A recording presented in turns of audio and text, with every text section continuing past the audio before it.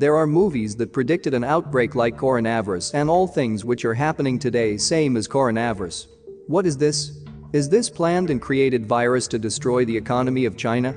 So discuss it, but before going into more details, if you have not subscribed our channel, then subscribe our channel and hit the bell icon for more latest videos.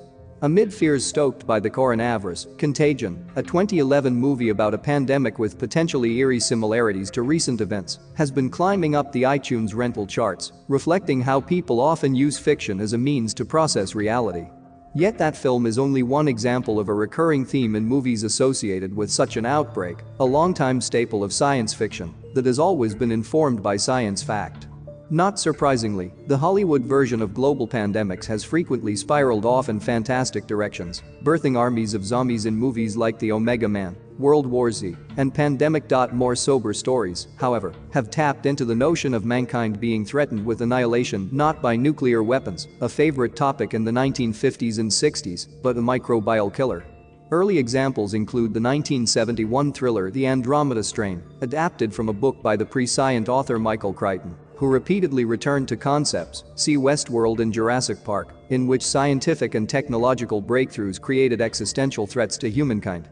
The juxtaposition of those impulses within the genre can be seen in two movies released in 1995. 12 Monkeys, a science fiction plot about using time travel to try to thwart an acid plague that will wipe out most of humanity, and Outbreak, a more grounded premise in which an airborne virus gets inadvertently smuggled into the US from Africa, requiring a team of doctors, led by Dustin Hoffman, to race against time, trying to save a town where the infection is spreading. Nor have screen versions of these stories been confined to fiction. Just last year, the National Geographic Network aired The Hot Zone, a fact-based account about the emergence of Ebola virus in 1989, and army scientists reacting to potential exposure in the suburbs of Washington, D.C. via imported monkeys. For all those examples, Contagion correlates most directly with the current danger, beginning as it does with a woman, played by Gwyneth Paltrow, who returns to Minnesota with a strange illness after a trip to Hong Kong. In a matter of days, she's dead, leaving her husband, Matt Damon, in a state of shock before others begin exhibiting the same symptoms as the outbreak spreads across the world.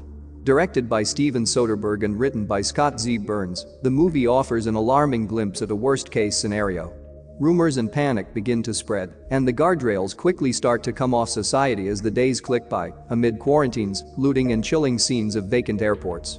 Watching the movie again, what stands out, beyond an inordinately good cast that includes Kate Winslet, Jude Law, Lawrence Fishburne, Marion Cotillard and Bryan Cranston, is how difficult it is to convey the global sweep of such a story without sacrificing something in terms of the drama.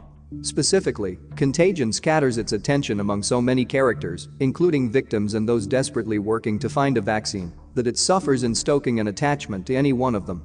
Buried within the film, though, is a stark warning that feels even timelier today, subtly conveying how one misguided policy decision or thoughtless action can have a devastating domino effect, sowing the seeds of destruction in a vast interconnected world. At the time of the movie's release, Laurie Garrett, a consultant on the film who wrote the book The Coming Plague, stated that the plot is part fantasy, part reality and totally possible. In that sense, Contagion is well worth seeing, or seeing again, as a reminder that some of the scariest stories don't involve supernatural threats, but those that hew most closely to reality.